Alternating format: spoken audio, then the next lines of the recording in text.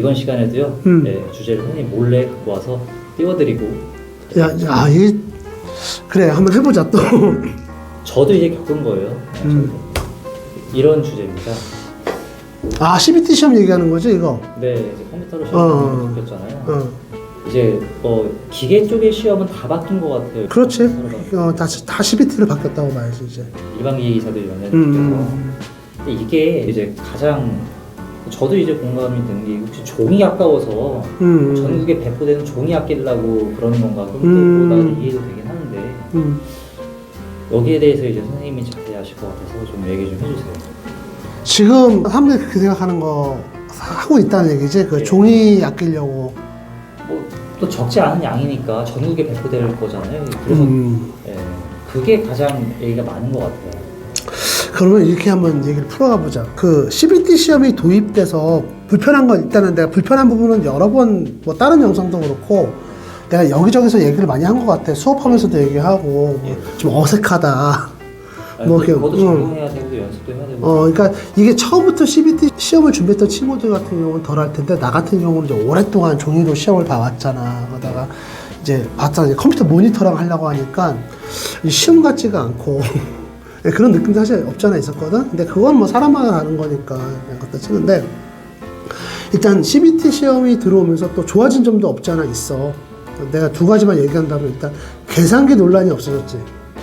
네. 이제 고학년 계산기 이제 컴퓨터에 있는 걸 사용하면 되니까 뭐 시험 볼 때 뭐 계산기 가져가도 돼요 안 돼요 나 이거 쓰고 있는데 돼요 안 돼요 이런 논란은 이제 없어. 그건 이제 확실히 없어졌고 두 번째 결과를 바로 확인할 수 있지. 내가 이제 떨어졌는지 붙었는지를 이제 바로 물론 이제 그 가답하는 기준으로 하는 거기 때문에 확정은 아니지만 일단 뭐 내가 좀 점수를 보고 17점 나왔다 하면 이거 뭐 붙었네 바로 이제 2차 준비해가면 할 수가 있잖아. 예전에는 뭐 발표 나면 준비해야지만 했는데 지금은 이제 그 두 가지는 좋아진 것 같아. 근데 그럼에도 불구하고 난 CBT 시험이 많은 학생들한테 좀 어려운, 그러니까 이전보다 좀 어려운 시험이 됐다라고 생각을 해. 왜 그러냐면 아까 말했듯이 종이에다가 놓고 빨리빨리 수식을 정리해서 가던 이제 이런 버릇이 있었는데 모니터를 보고 단위나 이런 숫자를 갖다 내가 옮겨 적은 상태에서 문제를 풀어나가야 되는 그런 문제들이 꽤 많이 있거든. 확실히 좀 불편해진 건 있어. 이제 그런데 그걸 다 이제 어쨌든 그거는 그거고 그러면 왜 컴퓨터로 이제 시험을 보는 걸 대체가 됐냐 이제 그 얘기잖아. 일단 첫 번째는 이제 이거는 주는 아니야. 주는 좀 이따 얘기를 할 거고 첫 번째는 그냥 이런 거는 알고 있었으면 좋겠어. 자격증 시험 준비하는 학생들이 이 영상 많이 볼 거잖아. 지금 국제적 추세가 사실 다 CBT야. 우리 이제 외국에서 보는 시험들 중에서 우리 엔지니어들이 이제 어느 정도 수준이 올라가면 이제 보는 시험 중에 PM 시험이 있거든. PMI에서 하는 이제 프로젝트 매니저, 그거 자격 시험 같은 경우도 컴퓨터로 시험 봐. 그리고 이제 그 아스메라 그래가지고 규격을 다룰 수 있는 자격 시험이 또 있거든. 그것도 보면은 컴퓨터로 시험 보고. 그러니까 국제적으로 어떻게 보면은 이제 정말 시험의 어떤 그런 규격 스탠다드 자체가 이제 CBT로 다 세팅이 되어 있기 때문에 우리나라도 그걸 맞춰서 간다고 이제 보면 되는데, 사실 이제 그거는 이제 표면적인 이유고 가장 중요한 이유는 두 가지야. 하나는 기출문제 있잖아. 기출문제를 이제 안 풀겠다는 얘기야, 공단에서. 왜냐면 이제 기출문제를 하나를 갖다가 만드는데 너 비용이 얼마나 될 것 같냐? 문제 하나를 만드는데. 그냥 대략 한 찍어봐. 몇십만 원 흘려나요? 그 문제가 하나 나오면 그게 한 번 쓰고 안 쓰는 게 또 아니지. 그렇죠. 또 쓰죠. 쓰지. 그럼 그걸 관리를 하잖아. 관리 비용까지 하면 우리가 한 문제당 200만 원을 봐. 그건 내가 이제 출제 들어가 봐서 아는데 문제 한 문제가 보면 다 그 이력서가 붙어 있어. 이력서가 붙어 있어. 그러니까 한 문제가 있으면 앞에 겉페이지에 그 문제 원형이 딱 모형이 딱 들어가 있고 이 문제가 언제 만들어졌는지, 만든 사람 누군지, 그리고 이 그냥 문제가 냈으면 내고 문제가 있고 답이 있으면 끝나는 게 아니라 이게 어디를 근거로 한 건지 다 붙어 있어. 그리고 시험에 언제 출제가 됐는지, 어떤 종목에 출제됐는지가 다 나눠져 있단 말이야. 그리고 그 문제 때문에 논란이 됐으면 그 논란이 됐던 부분들, 민원이면 민원, 그리고 뭐 학문적인 논란이면 학문적인 논란, 어디서 제기했는지, 학교에서 제기한 건지, 일반 우리 수험생이 제기한 건지 이런 것들이 다 붙어 있단 말이에요. 그러니까 그걸 관리하는 게 쉽지가 않아 이제 기출 문제가. 예. 그렇기 때문에 그런 문제들이 지금까지 다 오픈이 된 거야 사실 우리 소비자들한테. 예. 그러니까 지금까지는 어떻게 보면 굉장히 수월하게 공부를 했다고 볼 수 있지. 그러니까 그런 얘기 너도 많이 들어봤잖아. 뭐 기계적인 산업기사 뭐 2달이면 따나요? 어떻게 그럴 수 있어요? 기출문제만 다 외우면 되나요? 진짜 많아. 그렇게 물어보는 사람들 우리 채널도 그렇고 다른 그 커뮤니티도 보면은 뭐 일반 기계기사 3개월, 기계적인 산업기사 2개월 막 이래 사람들이. 근데 내가 그런 거 보면서 좀 안타까운데 그렇게 해서 공부를 해서 붙을 수도 있겠지만 사람마다 그건 다른 거잖아. 그러면은 만약에 나는 했는데 2달 만에 못 붙었어. 그러니까 나는 바본가? 그건 아니라는 거지. 사람마다는 다른 거야. 어떤 사람은 좀 공부하다 보니까 재밌어서 조금 더 깊게 들어갈 수도 있는 거고. 어떤 사람은 정말 그냥 진짜로 나는 자격증 따는 거면 목표를 두겠다. 그래가지고 막 속성으로 해가지고 다 60점. 그러니까 붙는 사람이 60점으로 붙느냐 70점으로 붙느냐 이게 다른 얘기잖아. 그것도 다를 수는 있지. 그러니까 그런 거에는 우리 그 자격증을 준비하는 사람들이 좀 많이 휘둘리지 않았으면 좋겠고 본인은 본인 나름대로의 학습 방법을 따르고 있으니까. 근데 어찌됐든 저찌됐든 그게 가능했던 거야 과거에는. 그게 이제 첫 번째 이유에서 기출 문제를 풀지 않겠다 이 그 공단에서.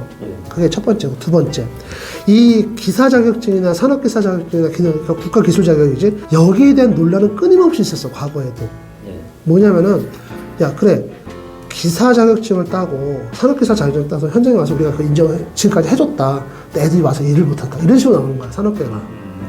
기사를 땄는데 기계에 대해서 뭐 이것도 모르고 저것도 모르고 할 수 있는 게 없다. 우리가 가르쳐서 쓴다. 그러면 이거 왜 하냐? 뭐 이런 식으로 나오는 거야. 이 얘기는 아마 지금 이 영상 보고 계신 분들도 한두 번씩 다 들어봤을 거야. 국가기술 자격증을 준비하시는 분들이라면은. 근데 이거는 어피가 있어 사실상. 이거는 내가 하고 싶은 얘기를 하기 전에 먼저 한번 사전 떡밥을 뿌리는 건데 지식을 아는 거하고 직무를 아는 거하고는 다른 얘기야. 근데 내가 전공한 분야에 대해서 지식이 있으면 그만큼 직무를 배울 때도 빨리 잘 습득을 하겠지. 나는 자격증이 그거라 생각해. 그러니까 자격증을 따서 만약에 여기 내가 자격증 있는 사람하고 없는 사람하고 딱 때 면접을 봤어. 그러면 누구한테 더 호감이 가겠냐? 누구한테 더 신뢰가 가겠냐? 이 문제거든 사실은. 얘는 그래도 자격증을 땄고 거기에 대해서 그걸 하기 위해서 공부를 했겠구나. 최소한 그 정도 선에서 마무리해야지. 걔가 현장에 와서 일을 잘하는 못하느냐? 이거는 직무 쪽이란 말이야. 그리고 걔가 또 저쪽 회사에서 일 잘했다가 여기 와가지고 우리 회사가 일 못할 수도 있어. 왜? 직무가 다르면. 그렇죠. 그렇잖아. 그런 부분을 생각해야 되는데 산업계에서는 이제는 그거를 인정을 안 해주는 거야. 아니 기사 자격증 있으면 와서 기사 일을 해야 될 거 아니냐. 근데 본인들은 했냐고. 아니야. 그러니까 그런 불만이 계속 접수가 된 거야 공단 쪽에. 근데 공단에서도 시험의 논란에 대한 어떤 대책을 세워야 될 거 아니야. 그러면 한번 물어보자. 그러면 내가 이제 공단 담당자야. 이런 논란이 있으니까 이거 좀 시험을 좀 어렵게 해야 되겠는데 커트라인을 한 70점을 만들어 볼까? 이렇게 하면 어떻게 했어? 이제 뭐 난리가 나고 뒤집어. 난리가 나는 거지. 그러니까 그렇게 못하는 거야. 이거는 유지를 하면서 뭔가 좀 다른 대책을 세워야 되는데 문제가 뭐야? 아까도 말했잖아. 기출 문제만 외우면 붙을 수 있는 시험이 돼버린 거야 지금. 특히 일반 기계기사 같은 경우는 지금 그 연수가 굉장히 오래된 시험이야. 그러다 보니까 좀 뭐라 그럴까 이제 변별력을 어떻게 보면 더 높이기가 쉽지가 않아. 근데 이제 CBT 시험이 되면서 이제는 기출 문제를 막아버리면 어떻겠어? 그게 이제 우리 수험생 입장에 보면 막연하게 어려운 시험이 된 거지만 공단 입장에서는 그래 이제 지식이 아니라 직무를 테스트할 수 있겠구나 이렇게 생각이 드는 거지. 그러면서 공단에서는 이제 우리 그 기술 자격 시험이 무엇을 알고 있느냐가 아니라 무엇을 할 수 있느냐를 측정할 수 있는 시험이 됐다 이렇게 생각하는 거야 지금. 근데 이거는 어디서 주장하는 거냐면 NCS야. NCS가 주장하는 게 그거야. 무엇을 알고 있느냐가 아니라 무엇을 할 수 있느냐 측정하겠다. 이게 모토란 말이야. 나는 근데 이거는 정말 조금 좀 생각을 해봤으면 좋겠어. 왜냐면은 우리가 무엇을 할 수 있느냐를 측정하겠다. 좋다 이거야. 무엇을 할 수 있느냐 측정해라 이거야. NCS가 됐던 산업인력공단도 됐던 측정하라 이거야. 근데 무엇을 할 수 있으려면은 알아야 할 거 아니냐고. 그러니까 너무 산업계의 말만 듣지 말고 현실적인 부분을 하자고. 아니 이제 대학을 졸업해서 기사 자격증을 땄다고 해서 일을 정말 잘해. 그럼 걔가 신입사원이야 경력사원이지? 그렇죠. 그러니까 나는 이런 CBT 시험으로 된 거 그 자체를 나는 부정하는 게 아니고 그 자체가 잘못됐다는 게 아니야. 네. CBT 시험은 대세고 어떤 국제 표준으로 스탠다드로 가고 있으니까 그건 좋아. 가자 이거지. 근데 기출문제만큼은 오픈을 해도 되지 않냐 이거야. 굳이 이거를 딱 막아놓고 이제는 안 풀겠다? 그러면은 이제 이 이후에 공부하는 애들 정말 막막해져. 지금은 티가 안 나. 이제 5년만 지나봐. 그럼 또 이 얘기하면 이제 보시는 분들 중에 무슨 소리야? 작년에 일반기사 문제 또 있던데? 돌아다니던데? 그 엄밀히면 그 기출문제가 아니야. 보고 문제지. 보고 문제잖아. 근데 보고 문제도 가만히 생각해봐. 그럼 보고 문제라고 보고 문제가 만들어지는 과정을 내가 한번 생각을 해보면 누군가 가서 시험을 보고 빨리 나와서 머릿속에 있을 때 빨리 정리를 할 거잖아. 근데 이런 문제 같은 경우는 정리가 빨리 가능해. 예를 들어서 이런 문제 있잖아. 우리 재료학학, 똑같은 재료학학이라도 뭐 SS 선도에서 SS 선도를 통해서 우리가 알 수 있는 것, 알 수 없는 것 이런 문제는 빨리 정리가 가능하다. 대충 핸들라이팅으로. 근데 보 같은 경우 내압이 걸리는 얇은 원통 이거는 그냥 어렴풋하게 가는 거지. 그러면은 사실 보고 문제 같은 경우는 정확도가 많이 떨어진다고 봐야 돼. 그리고 이미 공단에서는 이 CBT 시험으로 전형이 되면서 새로운 유형 문제를 엄청나게 많이 만들고 있어. 만들고 있어.